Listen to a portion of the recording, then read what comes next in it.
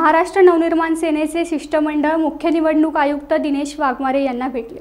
ही भेट पूर्वनियोजित होती। मनसे अध्यक्ष राज ठाकरे यांच्या आदेशाने भेट घेण्यात आली।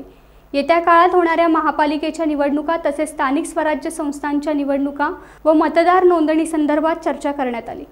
मनसेने पक्षातर्फे मुख्य निवडणूक आयुक्तांना निवेदन दिले। या शिष्टमंडळाचे नेतृत्व माजी आमदार बाळा नंदगावकर यांनी केले। मनसेचे अनेक नेते यावेळी उपस्थित होते।